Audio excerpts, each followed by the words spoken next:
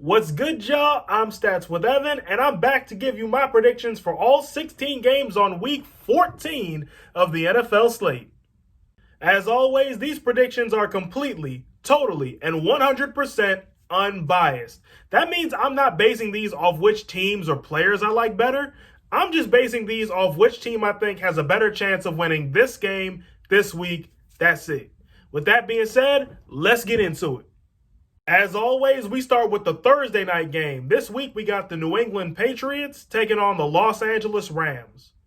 Well, the Patriots handled business 1 week ago in this same stadium in a game they desperately needed to win, but their opponent this time around is a little bit tougher. This isn't the first elite defense the Patriots have faced, but unlike the previous foes, the Rams are hitting their stride right now, and for this reason, I'll say that for the first time since 2001, the Rams beat the Patriots. LA wins it 31-17. And now we move to the 1 o'clock slate. First up, we got the Houston Texans taking on the Chicago Bears. Fun fact, the Texans have never lost to the Bears in their franchise history. But the question is, will that change on Sunday? Both teams had victory in their grasp last week and let it slip away, but between the two, I trust the Texans' offense more. As far as defenses go, I'm not sure because the Bears did kind of give up 400 passing yards last week. So in the end, I think I'll go with Houston 27-14 over Chicago. Up next, we got the Dallas Cowboys and the Cincinnati Bengals.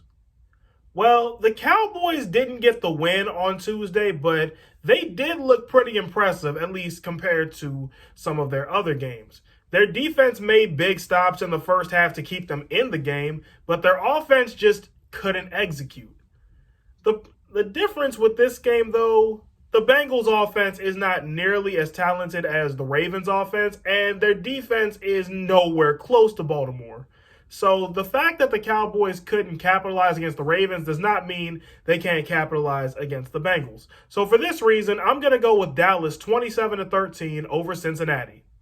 Up next, we got the Kansas City Chiefs and the Miami Dolphins. Neither team looked particularly as impressive as a lot of people thought they would last week, but then again, both teams ran into trap games. However, outside of these trap games, the Chiefs have looked solid, while the Dolphins have struggled against a pair of sub-500 teams before the Bengals came their way, and they even lost to one. So for this reason, I'll go with Kansas City 27-14 over Miami. Up next, we got the Arizona Cardinals and the New York Giants. Okay, I think it's time to start putting some respect on the NFC East name, by which I mean the Giants and Washington, who I'll get to later. But these two teams, the Cardinals and the Giants, are headed in opposite directions right now. The Giants are red hot, and the Cardinals are in an absolute tailspin, having lost 4 out of 5. And given the Giants' defense was able to shut down Seattle, it stands to reason they will be able to do the same against the Cardinals, so I'll go with New York 21-17 over Arizona. Up next, we got the Minnesota Vikings and the Tampa Bay Buccaneers. Between these two offenses, points should be plenty down in Tampa. This will come down to who can get those crucial stops late in the fourth quarter. Between the two, the Bucs defense has been shaky lately, but still more consistent than the Vikings, who the past couple weeks struggled with a pair of below 500 teams in the Panthers and the Jaguars. And the Vikings aren't really that far from coming in on a 3-game losing streak. For this reason, I'll go with Tampa 34-31 over Minnesota. Up next, we got the Denver Broncos and the Carolina Panthers. In the first game of its kind this season, the loser will likely be officially eliminated from playoff contention. Between the two, the Panthers are well rested, but I like the way the Broncos played last week in Kansas City.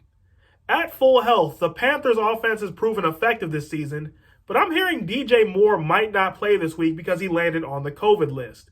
Because of this, I'll make this my upset of the week and take Denver 20-13 over Carolina.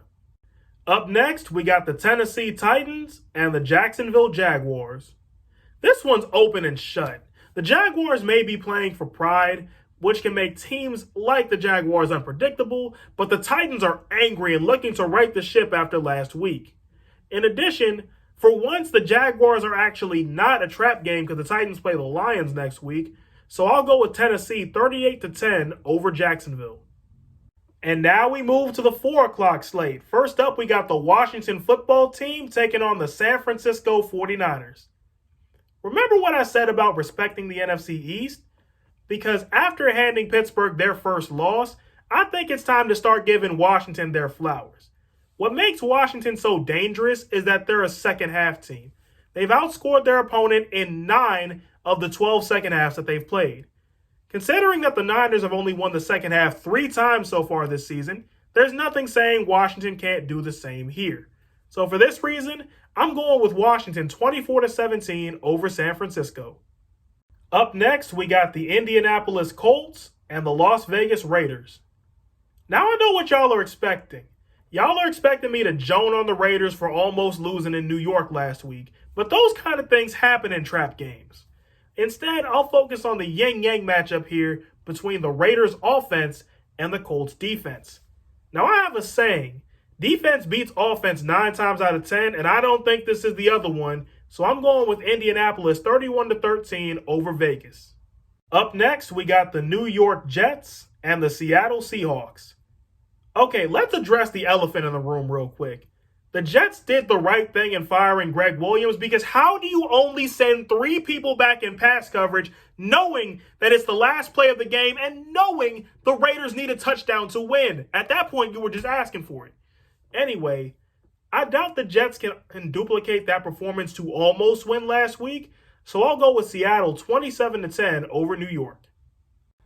Up next, we got the Green Bay Packers and the Detroit Lions.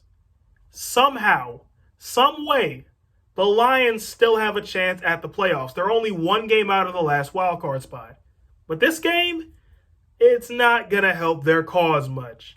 Aaron Rodgers is putting together an MVP campaign, and the Lions' defense, despite coming up clutch last week in Chicago, is still kind of suspect. In conclusion, I'm going with Green Bay 41-13 over Detroit. Up next, we got the New Orleans Saints and the Philadelphia Eagles. Remember what I said about respecting the NFC East? Yeah, I wasn't talking about the Eagles. A few short weeks ago, Philly was at the top of the NFC East, and now they're looking at the Giants and Washington running away with the division. While Jalen Hurts surprised me last week, the Saints defense has also been a surprise of a similar note for about a month now. That's how this team stayed afloat after Drew Brees went down. So for this reason, I'm going with New Orleans 24-10 over Philadelphia. Up next, we got the Atlanta Falcons and the Los Angeles Chargers. This one's a bit tricky to decipher. First of all, given both these teams' reputations for blowing fourth quarter leads and finding ways to lose, we have no idea what's going to happen once we get to the fourth quarter of this game. But here's what we do know. The Chargers' offense hasn't scored above 25 points since Week 11. The Falcons' defense hasn't given up 25 since Week 9. But both can flip without warning on Sunday because of, again, the dueling reputations. So I went back and forth on this a lot, but I think I'll go with Atlanta 31-28 over LA. And now we got our Sunday night game. This week we got the Pittsburgh Steelers taking on the Buffalo Bills. So the Bills seem to be regaining their footing, but the Steelers seem to be in decline. Make all the excuses for last week that y'all want, but at the end of the day, the Steelers still had a 14-0 lead and couldn't finish. And suddenly, the Steelers haven't scored 20 points since leaving Jacksonville, and the Bills are one miracle throw by Kyler Murray away from coming in with a 6-game win streak.